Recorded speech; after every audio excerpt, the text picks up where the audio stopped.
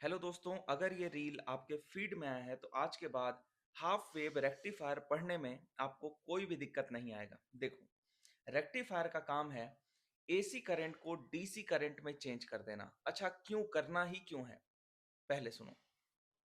जो AC current होता है ये कंटिन्यूअसली अपने डायरेक्शन को चेंज करता है, लेकिन जो डीसी करंट है उसमें करंट का डायरेक्शन हमेशा एक सिंगल डायरेक्शन में होता है। कभी भी ऐसा नहीं होगा कि एक्स से अगर करंट वाई जा रहा है तो थोड़ी देर के बाद वाई से एक्स चला जाए। इसका जरूरत क्या है? तो जैसे कि आपका मोबाइल का बैटरी, जब आप अपने मोबाइल को चार्ज करते हो तो उसको चार्ज होने के लिए एक प्रॉपर डायरेक्शन में, एक ही डायरेक्शन में करंट का रिक्वायरमेंट होता है। तो अगर मैं उसे एसी करंट से चार्ज करूं तो वो कभी भी चार्ज नहीं होगा, या फिर मैं ऐसा कह सकता हूँ कि वो चार्ज होगा, डिस्चार्ज होगा कंटिन्यूअसली, और ओवरऑल हीट होगा और चार्जिंग उसमें बिल्कुल नहीं होगा। उस केस में हमें रिक्वायरमेंट होगा डीसी करंट का। तो आइए देखते हैं हाफ वेव रेक्टिफायर।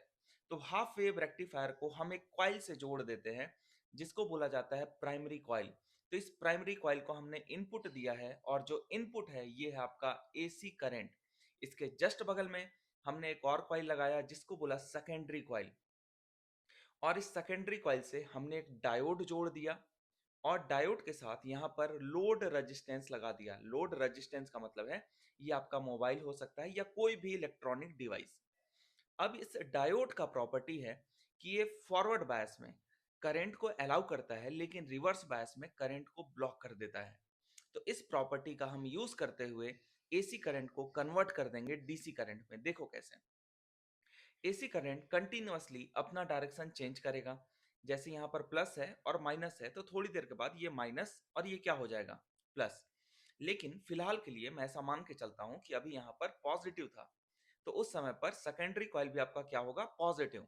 तो देखो ये जो एरो टाइप का आपको स्ट्रक्चर दिख रहा है ये होता है पी टाइप, ठीक है। तो पी अगर जुड़ा होगा पॉजिटिव से तो ये डायोड जो है करंट को अलाउ करता है। तो इसने क्या किया, करंट को ऐसे अलाउ किया, और ये जो लोड रेजिस्टेंस है इसमें करंट फ्लो हुआ एक्स से वाई डायरेक्शन की तरफ। थोड़ी देर के बाद जब ये निगेटिव होगा, प्राइमरी कॉइल जब निगेटिव होगा तो उसी समय पर ये सेकेंडरी कॉइल भी निगेटिव हो जाएगा।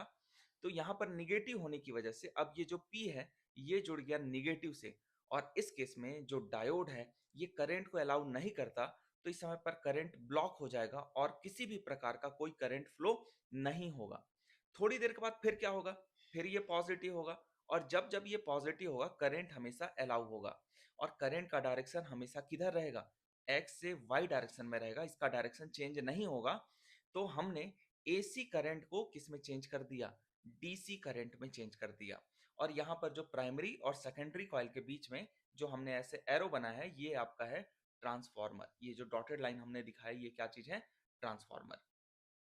तो देखो जो इनपुट सप्लाई है इसमें तो दोनों है, पॉजिटिव निगेटिव इसका वेव फॉर्म है। लेकिन जो हमें आउटपुट मिलेगा, तो जब पॉजिटिव हाफ साइकिल होगा तो करंट को अलाउ करेगा, लेकिन निगेटिव हाफ साइकिल के दौरान करंट को इसने ब्लॉक कर दिया। सेम उसी तरीके से अगले पॉजिटिव हाफ में करंट को फिर से अलाउ किया और नेक्स्ट निगेटिव साइकिल में इसे ब्लॉक कर दिया। तो इस तरीके से काम करता है अपना हाफ वेव रेक्टिफायर। और ज्यादा डिटेल्स वीडियो के लिए आप मेरे ऐप को डाउनलोड कर सकते हो। ऐप का नाम होगा रेडियो एक्टिव एजुकेशन। धन्यवाद इस वीडियो को देखने के लिए।